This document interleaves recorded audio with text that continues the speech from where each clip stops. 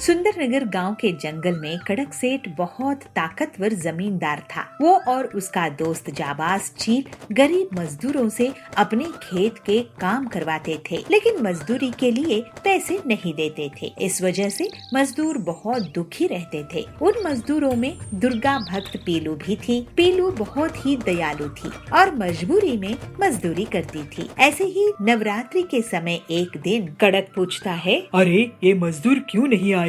मेरा नुकसान हो रहा है। खेती का काम बहुत महंगा होता है। कब समझेंगे ये लोग गरीब लोग? तो जाबाज कहता है, अरे कड़क भाई, ये पीलू है ना, इसने सबको नवरात्रि का व्रत करने के लिए कह रखी है। इसी वजह से ये सब कमजोर हो गए हैं। पीलू को पकड़ कर ले आओ और उसी से पूरी मजदूरी करवाऊंगा। उसका जो भी साथ दे उसे भी भूखे पेट मजदूरी करवाएंगे। बड़े आए दुर्गा भक्त। तो जाबाज कहता है, ठीक है भाई। फिर कुछ ही देर में जाबाज पीलू के घर में पहुंच जाता है। वहाँ पर पीलू सबको दुर्गा जी की कथा सुना रही थी। ये देखकर जाबाज बहुत गुस्से में आ जाता है। उसको देखकर बहुत से मजदूर पक्षी वहाँ से भाग जाते हैं। आइए जाबाज जी, आप भी कथा सुन लीजिए। तो जाबाज कहता है, यह कथा वथा सुनने नहीं आया हूँ, चलो मजदूरी करने।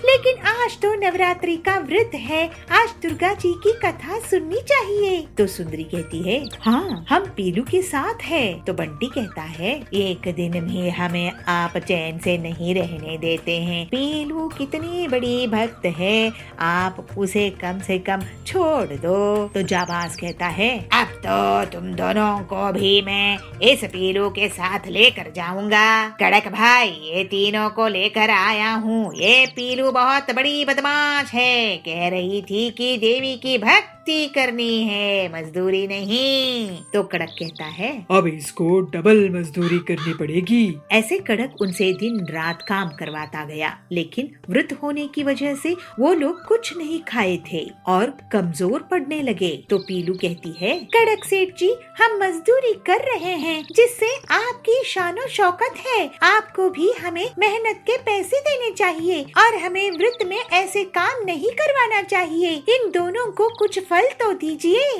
तो कड़क कहता है, तू जरूरत से ज्यादा बोलती है। तुझे भक्ति करनी है तो मंदिर में क्यों नहीं काम करने लगती है तू? तो जाबाज कहता है, सही बात है, तुझे पैसे नहीं मिलेंगे, ना ही खाने के लिए कुछ मिलेगा। अब काम कर वरना तेरी हड्डी पसली तोड़ दूंगा। कड़क की धमकी से सब डर जाते हैं। कड़क और जाबाज बहुत ही क्रूर थे। वो सुंदरी और बंटी को कुछ भी खाने को नहीं दे रहे थे। पीलू हिम्मत दिखाती है, हे दुर्गा माँ, आप ही हमारी रक्षक हो। आप ही इन दुष्टों से सुंदरी और बंटी को बचाओ। जो बुरा होना है मेरा हो जाए, क्योंकि मुझे तो बस आपकी भक्ति से मतलब है। ये दोनों मेरे कारण ही फंस गए हैं। पीलू खुद बहुत कमजोर हो चुकी थी, लेकिन वो दुर्गा जी को लगातार याद करती रहती थी। जय माँ अम्बे, जय माँ अम्बे, जय माँ अम्बे। सुंदरी और बंटी बेहोश हो जाते हैं। बड़ी आई भक्त मंडली। कमजोर मजदूर। तभी वहाँ पर बहुत तेज रोशनी होती है। अरे ये क्या? लगता है माँ प्रकट हो रही है। दुर्गा माँ कहती है, पीलू बेटी, मैं तुम्हारी भक्ति की परीक्षा ले रही थी। तुम बहुत नेक दिल की हो और मुझे माँ मानती हो। बेटी, तुम्हें जो भी तकलीफ इन बदमाशों ने दी है, अब उसका इन्हें सजा मिलेगी और तेरा कल्याण होगा बेटी। दुर्गा जी की कृपा से पीलू पूरी तरह से स्वस्थ हो जाती है। अरे नहीं, ये कौन है? मुझे तो बहुत डर लग रहा है। तो जाबाज कहता है, मेरी आंखें चुभ रही है। दुर्गा जी उन दुष्ट को बहुत दंड देती है और उनका सारा घमंड टूट जाता है। माँ दुर्गा, मुझे आपकी भक्ति से कभी भटकने नहीं दीजिएगा। दुर्गा जी के आशीर्वाद से पीलू उस जमीन की मालकिन बन जाती है। उसके पास बहुत सी धन दौलत आ जाती है। पीलू सभी गरीबों की ख्याल रखने लगती है। दुर्गा जी के मंदिर में आए दिन भंडारा करवाती है। वो अब कड़क और जाबाज को भी अच्छे प्रसाद देती थी। वो दोनों अब पूरी तरह से सुधर गए थे। अब दुर्गा जी की कृपा से सभी हंसी खुशी रहने लगे। बंटी एक बहुत ही होशियार मिस्त्री था। इंजीनियर्स भी उससे घर बनाने के पहले सलाह मशवरा करते थे। बंटी बहुत मेहनती था और लोगों की मदद के लिए पैसे भी उधार दे देता था। एक उसकी पत्नी पीलू उससे कहती है, अजी सुनते हो, आप पूरे गांव के लिए घर बनाते हो, लेकिन हमारा खुद का कोई घर नहीं है। बारिश का मौसम आने वाला है, छत की मरम्मत करवानी है। हमारा अपना घर कब होगा? कभी सोचे हो? वो टिल्लू कितनी जल्दी से अपना घर बना लिया, जबकि उसको आपके जितना भी काम नहीं आता है। अरे पीलू, क्यों दूसरों की तरक्की देखकर जल रही हो? बारिश के मौसम के लिए मैं तैयारी कर लूँगा और एक दिन हमारा भी अपना घर होगा। तुम इतना मत सोचो। फिर बंटी अपने दोस्त हरिया को, जो कि ईंट सप्लायर था, उसको सारी बात बताता है। हरिया भाई, तुम मुझे मेरे घर की मरम्मत के लिए ईंट कितने में दोगे? अरे क्या बंटी भाई, तुम्हारी मदद से तो आज मेरा इतना बड़ा कारोबार है। तुम बस बताओ कितनी ईंट चाहिए, तुम्हें ईंट मिल जाएंगी। फिर हरिया बंटी के घर के बाहर एक ट्रॉली ईंट डलवा देता है। उस रात जब बंटी और पीलू सो रहे थे, तभी बंटी को कुछ आवाज आती है, लेकिन जब वो बाहर आता है तो उसे कोई नहीं दिखता। सुबह उठने पर वो ईंटों को गिनता है तो पता है कि कुछ ईंटें कम हो गई थी। अरे, लगता है कोई ईंटों को चुरा ले गया है। कौन हो सकता है जी? ऐसे ही अगले सुबह ईंट कम मिलती है तो बंटी परेशान हो जाता है। ये रोज रोज कौन हमारी ईंटों को चुरा रहा है? आज रात मैं पहरेदारी करूँगा। फिर उस रात बंटी जागकर ईंटों की रखवाली करता है। वो एक कोने में छुपकर नजर बना रखता है और थोड़ी ही देर में देखता है कि कुछ बहुत ही छोटी छोटी चिड़िया अपनी अपनी ट्रैक्टर में ईंटों को चुरा कर ले जा रही है। पीलू और बंटी दोनों उनका पीछा करने लगते हैं। फिर जंगल से होते हुए वो छोटी छोटी चिड़िया एक गुफा के अंदर चले गए। दोनों पति पत्नी भी उनके पीछे गए और दूसरी तरफ निकले। अरे, यहाँ तो इन छोटी छोटी चिड़ियों का पूरा घर संसार है। हाँ, छोटे छोटे घर और गाड़ियाँ हैं। अरे छोटी छोटी चिड़िया, तुम लोग मेरे घर से ईंट चुरा कर भागी हो। तभी वहाँ छोटी चिड़िया की रानी बबली बोलती है, नहीं, आप हमें गलत मत समझिए बंटी जी। हमें एक नया महल तैयार करना है और मार्केट प्लेस भी बनानी है, और ये काम आपसे बेहतर कोई और नहीं कर सकता। इसलिए हमें आपके घर में चोरी करनी पड़ी और आप हमारे पीछे यहाँ तक आए। ओह, तो ये बात है। मुझे आपके काम आने की खुशी होगी। हाँ हाँ, हमें आप छोटी चिड़ियों की तकलीफ पता है। ये आपके लिए बहुत अच्छा काम करके देंगे रानी जी। फिर बंटी बहुत खूबसूरती से रानी का महल और मार्केट की जगह तैयार कर देता है। छोटी छोटी बिल्डिंग्स होती है और मिनी पेट्रोल पंप होते हैं, मिनी ट्रैक्टर्स। इसी बीच पीलू और रानी की अच्छी दोस्ती हो जाती है। बंटी जी, आप कमाल के कलाकार हो और आपकी सहायता से पूरा राज्य बहुत सुंदर दिख रहा है। ये लीजिए आपकी मेहनत का इनाम। रानी बंटी को सोने से भरी एक बोरी देती है। ये देखकर पीलू और बबलू की आंखें चमक उठती है। फिर जल्दी ही बबलू अपना एक सुंदर सा बंगलो बनाता है। बबलू अब एक कंस्ट्रक्शन कंपनी शुरू कर देता है और बहुत पैसे कमाता है। फिर पीलू और वो खुशी खुशी रहने लगते हैं। बाहुबलीपुर गांव के जंगल में सुंदरी कव्वी एक ठेले में चिकन बेचा करती थी। उसकी दुकान से उसे बहुत फायदा होता था, क्योंकि उसके चिकन का ठेला बहुत अच्छे से चलता था और ग्राहकों की हमेशा से भीड़ लगी रहती थी। उसकी कमाई इतनी थी कि वो उन पैसों से छोटे घोंसले से एक बड़ा घर खरीद ली। उस दिन से उसको बहुत घमंड हो गया। एक दिन उसकी दुकान में एक ग्राहक आया। दीदी, एक प्लेट चिकन देना तो और हिसाब खाते में लिख लेना। मैं हमेशा की तरह तुम्हें महीने के आखिर में पैसे दे दूंगा। तो सुंदरी बोलती है, कैसा हिसाब? आज से उधार बंद, और हाँ, अब से चिकन 30 रुपए प्लेट नहीं मिलेंगी, बल्कि 50 रुपए प्लेट मिलेगा, समझे कि नहीं? तो हरिया कहता है, अरे सुंदरी दीदी, आप ऐसे कैसे बात कर रही हो? मैं तो आपका रेगुलर ग्राहक हूँ, आपको पैसे दे तो देता हूँ ईमानदारी से। तो सुंदरी बोलती है, तुम कैसे गरीब लोगों को सस्ते दामों में चिकन बेचकर मैं गलती करती थी, अब पहले पैसे रखो फिर चिकन खाना। इस तरह से सुंदरी बहुत घमंडी हो चुकी थी और वो गरीब ग्राहकों से पहले पैसे रखवाती थी, बाद में उन्हें चिकन देती थी। जब अमीर ग्राहक आते हैं तो उनसे बहुत अच्छे से बात करती थी। सुंदरी को पता था कि जंगल के पक्षियों के पास और कोई चिकन की दुकान नहीं है जहां वो चिकन खाने जा सके। इस बात का वो फायदा उठाती थी। फिर कुछ महीनों बाद उसकी दुकान के सामने पीलू चिड़िया अपना चिकन का ठेला खोलती है। उसकी दुकान चलती देखकर सुंदरी उससे झगड़ा करने के लिए जाती है। पीलू चिड़िया, तुम मेरे ठेले के सामने चिकन क्यों बेच रही हो? कहीं और जाकर बेचो, नहीं तो तुम्हारी खैर नहीं। तो पीलू कहती है, सुंदरी दीदी, इंटरनेशनल विमेंस डे आने वाला है, इसलिए मुझे लोन मिला नया काम शुरू करने के लिए। मैं बहुत गरीब चिड़िया हूँ, तुम्हारे सामने मेरी क्या औकात है? वैसे भी मेरे कारण तुम्हें ही ज्यादा फायदा होगा, क्योंकि मेरे चिकन ऑर्गेनिक है। तुम्हारी ज्यादा बड़ी पुरानी दुकान है, मैं नई हूँ और मुझे लोन भी चुकाना है। पीलू की बातें सुनकर सुंदरी वहाँ से चली जाती है। पीलू अपने ग्राहकों से बहुत अच्छे से बात करती थी, जबकि सुंदरी बहुत घमंड से। जल्द ही पीलू की दुकान में भीड़ लगनी शुरू हो जाती है, क्योंकि वो चिकन को सिर्फ 15 रुपए में बेचा करती थी। इंटरनेशनल विमेंस डे के लिए गांव में एक नोटिस जारी होता है कि जो चिड़िया अच्छा खाने की चीज बनाती होगी उसे इनाम मिलेगा। तो सुंदरी कहती है, ये पीलू तो बहुत ही टैलेंटेड है, इंटरनेशनल विमेंस डे कहीं ये जीत न जाए।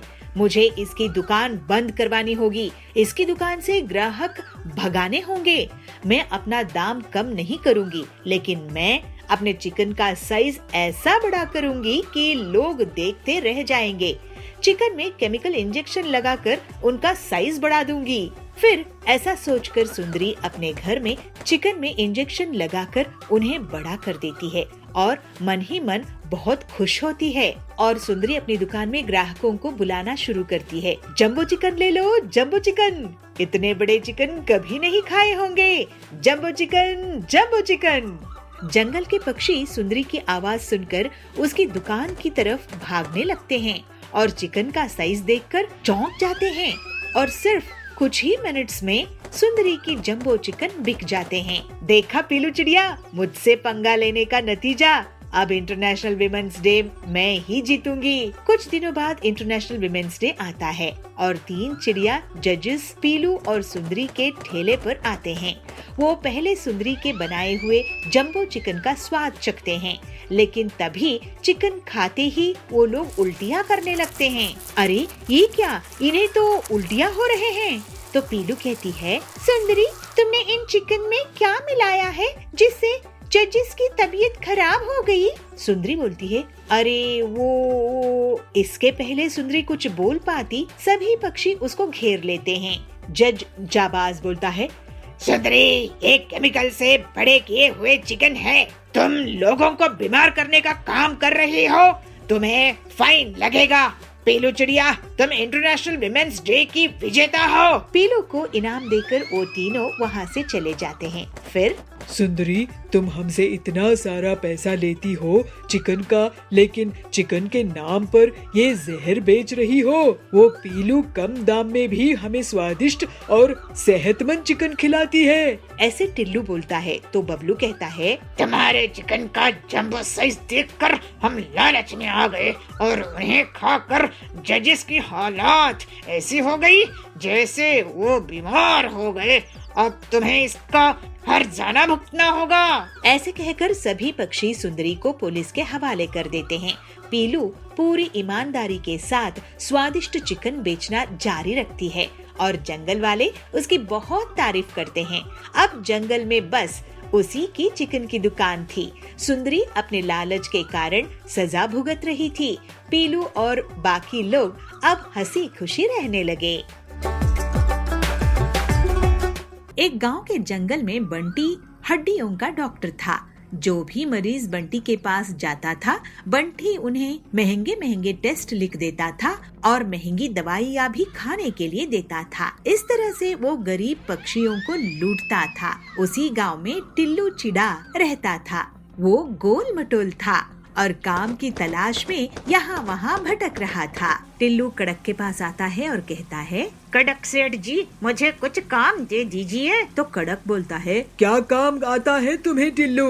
मुझे हाथ खींचना, पैर मरोड़ना और गर्दन घुमाना आता है। अरे इन सब चीज का हमें क्या जरूरत? तुम्हें खाता लिखना आता है क्या? गाड़ी चला सकते हो या घर की सफाई कर सकते हो? क्या तुम माली का काम करोगे? क्या कर सकते हो बताओ? तो टिल्लू कहता है, नहीं कड़क जी, मुझे इसमें कुछ नहीं आता है। मेरे दादाजी ने मुझे मालिश करना सिखाया था, बस वही आता है। ये सुनकर कड़क बहुत हैरान होता है और उसका सिर चकरा जाता है। टिल्लू तुम जाओ और कुली का काम करो, मेरे पास तुम्हारे लिए कुछ नहीं है। ये सुनकर टिल्लू थोड़ा दुखी होता है। फिर वो मजदूरी का काम करने लगता है। उससे जो पैसा मिलते थे वो सिर्फ खाने के खर्च हो जाते थे। एक दिन टिल्लू बंटी के हॉस्पिटल के सामने से गुजर रहा था, तो वो कुछ सोचता है और उस हॉस्पिटल में चला जाता है। सर, मुझे आपसे कुछ बात करनी थी। तो बंटी पूछता है, पहले फीस जमा करो। तो टिल्लू बोलता है, नहीं सर, मैं आपसे ये कहने आया था कि मुझे हड्डियों और जोड़ों की बहुत अच्छी जानकारी है, आप मुझे असिस्टेंट रख लो। तो बंटी कहता है, क्यों रख लूं? तुमने कोई पढ़ाई वढ़ाई की है क्या? तो टिल्लू बोलता है, नहीं सर, मेरे दादाजी ने मुझे सिखाया थे। तो बंटी बोलता है, तुम भागो यहाँ से। ऐसे बंटी टिल्लू को भगा देता है। टिल्लू उस हॉस्पिटल के बाहर ही खड़ा रहता है कि तभी एक पहलवान वहाँ आता है। टिल्लू उससे उसका हालचाल पूछता है तो पहलवान बताता है, क्या बताऊं मैं, पिछले 5 महीनों से बंटी डॉक्टर के पास आ रहा हूँ। सब टेस्ट करवा लिए, हजारों रुपयों की दवाई भी खा ली, लेकिन ठीक नहीं हुआ। कहता है ऑपरेशन करना पड़ेगा, 5 लाख रुपए लगेंगे। तो टिल्लू बोलता है, मुझे 500 दे दो, मैं आपको ठीक कर दूंगा। तो पहलवान कहता है, अच्छा, एक बार तुम्हें भी आजमा कर देख लेता हूँ। इसके बाद टिल्लू उस पहलवान के घर जाकर उसकी गर्दन और पीठ की मसाज कर देता है और वो पहलवान बिल्कुल ठीक हो जाता है। अरे वाह टिल्लू, तुम तो कमाल की मसाज करते हो। मैं तुम्हें 500 नहीं 5000 दे दूंगा। तुम अपनी मसाज की दुकान खोल लो। बहुत बहुत धन्यवाद पहलवान जी।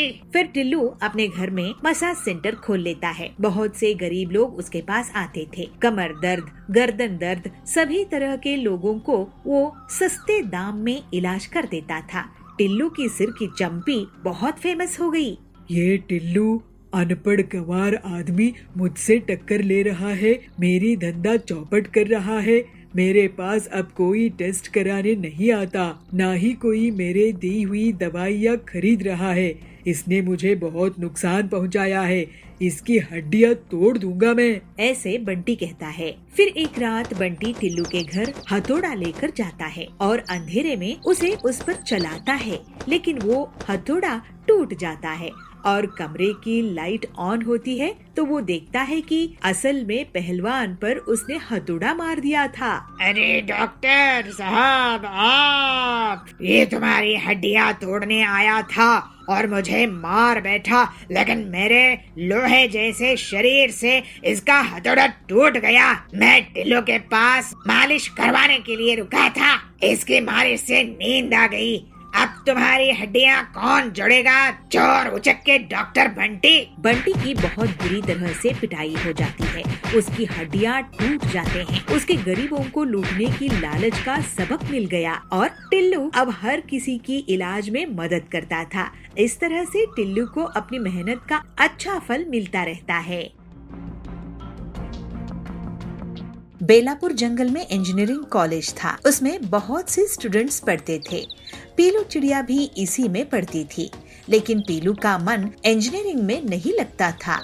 उसको उसकी माँ ने जबरदस्ती इंजीनियरिंग पढ़ने भेज दिया था। कभी कभी तो वो क्लास में ही सो जाती थी। एक दिन पीलू कैंटीन में खाना खा रही थी। उस कैंटीन का मालिक हरिया वहाँ आता है। पीलू, तुमने पिछले 6 महीनों से उधार नहीं चुकाई हो। अब से तुम्हें उधार देना बंद, या तो पैसा या फिर कैंटीन में काम करके पैसा उतरवाओ। तो पीलू कहती है, मेरी मम्मी जो भी पैसे भेजती है हरिया काका, वो तो ऐसे ही खर्च हो जाते हैं। आपका उधार चुकाने का एक ही तरीका है कि मैं यहाँ काम करने लग जाऊँ। तो हरिया कहता है, अरे तुम आजकल के बच्चे भी ना ठीक है, अब से कैंटीन में काम करना शुरू कर दो। पीलू कैंटीन में काम करना शुरू कर देती है और बर्तन साफ करती थी, डस्टिंग करती थी, इडली डोसा भी बनाती थी और तो और दूसरे स्टूडेंट्स को सर्विंग भी करती थी। पीलू को सर्व करता देखकर बाकी के स्टूडेंट्स बहुत मजाक उड़ाते थे।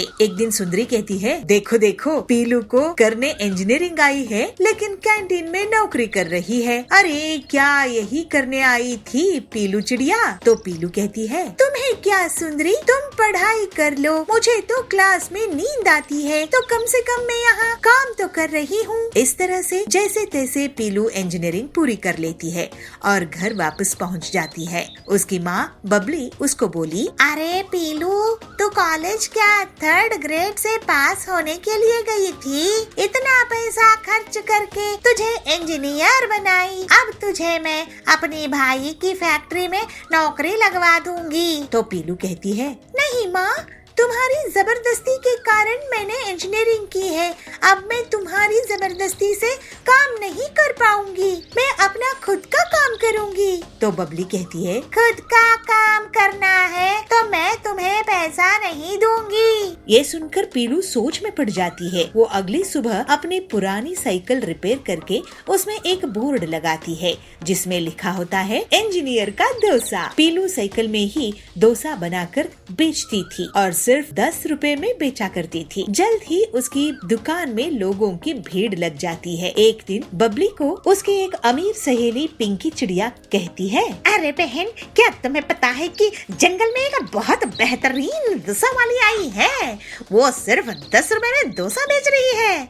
तो बबली कहती है, किसकी बात कर रही हो तुम? तो पिंकी चिड़िया कहती है, कोई है इंजीनियरिंग डोसा वाली। ये सुनकर बबली का सिर चकरा जाता है। ऐसे ही एक दिन पीलू के कॉलेज के स्टूडेंट्स और हरिया कैंटीन वाला उसकी दुकान में पहुंचते हैं और उसकी तारीफ करते हैं। पीलू, तुम तो वाकई में बहुत होनहार निकली, हम तो बस घिसी पिटी नौकरी कर रहे हैं और तुमने तो अपना कारोबार ही शुरू कर दिया है। मैं तुम्हारी हंसी उड़ाती थी, मुझे माफ कर दो। तो पीलू कहती है, अरे इसमें माफी की कोई बात नहीं है सुंदरी और हरिया अंकल, मेरे पास आपको देने के लिए पैसे नहीं रहते थे, लेकिन आपने मुझसे कभी बुरा व्यवहार नहीं किया, जिससे मैं आपसे सीखी हूँ और यहाँ पर सस्ता डोसा बेचने का ये एक बहुत बड़ा कारण है। अगर जबरदस्ती से कोई पढ़ाई करे तो वो किसी काम की नहीं होती है। ये सब बबली एक तरफ खड़ी सुन रही थी और उसे अपनी बेटी पर बहुत गर्व होता है। बेटी, मैं तुझे कितना गलत समझती थी, लेकिन तू बहुत ही समझदार निकली, मुझे तुझ पर गर्व है। इस तरह से पीलू साइकिल में ही डोसा बेचा करती थी और बहुत सफल हुई। और उस कढ़ाई से सब्जी तब तक खत्म नहीं होती जब तक कि सभी ग्राहक खा नहीं लेते थे और उस कढ़ाई को उठाने की कोशिश करने लगते हैं। वो साधु बाबा कोई और नहीं थे, हनुमान जी ही थे। महादेवपुरी गांव के जंगल में पीलू अपना एक छोटा सा पराठे का ठेला चलाती थी। वो बहुत गरीब थी और उसका पति बंटी कबूतर फर्नीचर रिपेयरिंग का काम करता था। पीलू चिड़िया और बंटी दोनों हनुमान जी की भक्ति किया करते थे। वो लोग हर दिन हनुमान जी को भोग लगाते थे और राम नाम का जाप किया करते थे। एक दिन बंटी जब काम से लौट रहा था तब उस पर कुछ अनजान गुंडे हमला कर देते हैं और वो बुरी तरह से घायल हो जाता है। कालू कौवा भी पीलू की दुकान के सामने अपने खाने की दुकान चलाता था। वो ये सुनकर बहुत खुश होता है कि पीलू के घर मुसीबत आई है। हे हनुमान जी, ये क्या हो गया? इन्होंने किसी का क्या बिगाड़ा था? अब आप ही हमारी सहायता कीजिए। पीलू, दुखी मत हो, हनुमान जी के कारण ही मैं बचा हूँ, नहीं तो मेरी जान भी जा सकती थी। जी, आप सच कह रहे हैं। मुझे भक्ति में शक नहीं लाना चाहिए। मैं थोड़े गहने बेच कर आती हूँ जिससे आपका इलाज हो सके, क्योंकि अब मुझे भी थोड़े दिनों तक दुकान बंद रखनी पड़ेगी आपकी देखभाल के लिए। तो गहने बेचने से कुछ पैसे घर के काम भी आ जाएंगे। मैं तुम्हारे लिए और गहने बनवा दूंगा पीलू, मुझे बहुत बुरा लग रहा है। आप किसी बात की फिक्र मत कीजिए, हनुमान जी हमारे साथ है, बस यही काफी है। पीलू गहने बेचने के लिए जाती है, लेकिन बीच रास्ते में उसको वही अनजान लुटेरे मिलते हैं और उसे गहने लूट लेते हैं। पीलू उदास मन से एक पेड़ के नीचे रोने लगती है। तभी वहाँ एक साधु आते हैं। बेटे, क्या हुआ? क्यों रो रही है? पीलू उन्हें पूरी बात बताती है कि उसके घर के कैसे हालात है। रो मत, तुम तो राम का नाम जपने वाली हो। मुझे राम नाम जपने वाले बहुत प्रिय है। ये लो, एक कढ़ाई, इसमें तुम खाना पकाओ और अपनी दुकान में बेचो। इससे तुम्हारी मुश्किलें दूर हो जाएंगी। पीलू उस कढ़ाई को ले लेती है और घर जाकर बंटी से पूरी बात कहती है। फिर वो कढ़ाई में खाना बनाकर सबसे पहले हनुमान जी को भोग लगाती है। ये तो हमारे घर बहुत बड़ी मुसीबत आ गई है पीलू। वैसे भी हमारा खर्चा बड़ी मुश्किल से चलता था, अब तो ऊपर से गहने भी लुट गए। लेकिन अच्छा हुआ कि साधु महाराज मिल गए। हो सकता है उन्हीं के आशीर्वाद और हनुमान जी की कृपा से सब ठीक हो जाए। मुझे पूरा विश्वास है जी। फिर पीलू उस कढ़ाई में अपनी दुकान में सब्जी बनाना शुरू कर देती है, जिसको खाकर सभी उसकी बहुत तारीफ करते हैं। और उस कढ़ाई से सब्जी तब तक खत्म नहीं होती जब तक कि सभी ग्राहक खा नहीं लेते थे। पीलू ये देखकर हनुमान जी को और उस साधु बाबा को याद करती है। आपकी बहुत दया है हनुमान जी। जय सिया राम, जय सिया राम, जय सिया राम। अब बेटी पीलू, कितनी स्वादिष्ट सब्जी बनाई हो। ऐसी सब्जी हर रोज तुम हमें खिलाया करो। तुम्हारे हाथों में तो जादू है। हाँ हरिया भाई, ये कमाल तो सिर्फ पीलू दीदी ही कर सकती है। इनके खाने की जितनी तारीफ की जाए कम है। मेरे घर के लिए 5 प्लेट खाना पैक कर दो पीलू दीदी। पीलू की दुकान में कमाई होती देखकर कालू कौवा बहुत जलने लगता है। वो पीलू को नुकसान पहुंचाने के बारे में सोचता है। इसकी दुकान तो अब जोर शोर से चलने लगी है। मुझे इसकी काट निकालनी पड़ेगी, नहीं तो मेरी दुकान बंद हो जाएगी। इसके पास ये चमत्कारी कढ़ाई आई है कहाँ से? इसको मैं चोरी करवा लूंगा, उसके बाद ये लोग भिखारी हो जाएंगे। कालू उसी रात को उन अनजान बदमाशों से मिलता है और उन्हें पीलू के घर से कढ़ाई चुराने के लिए पैसे देता है। पीलू अपने घर में हनुमान जी की आरती करती है और बंटी को दवाइयाँ खिलाती है। इसके बाद दोनों पति पत्नी राम नाम का जाप करते हैं, खाना खाते हैं और वो सो जाते हैं। उनके घर अनजान बदमाश घुसते हैं और चुपचाप झांक कर देखते हैं। बंटी और पीलू आराम से सो रहे थे। वो सब अंदर आते हैं और उस कढ़ाई को उठाने की कोशिश करने लगते हैं, लेकिन तभी वो कढ़ाई अचानक से बहुत बड़ी हो जाती है और वो सारे बदमाश उस कढ़ाई के नीचे दब जाते हैं और चीख उठते हैं। अरे ये तो वही बदमाश है जिन्होंने मेरे गहने लूटे थे। पीलू की चिल्लाना देख बंटी उठता है और देखता है इन्हीं लोगों ने मुझ पर हमला किया था। ये लोग साधु बाबा जी की चमत्कारी कढ़ाई चुराने आए थे। वो साधु बाबा कोई और नहीं थे, हनुमान जी ही थे। उन्हीं के ऐसे चमत्कार हो सकते हैं। हमें माफ कर दो हनुमान भक्तों, हमें तो कालू ने तुम्हारे यहाँ भेजा था।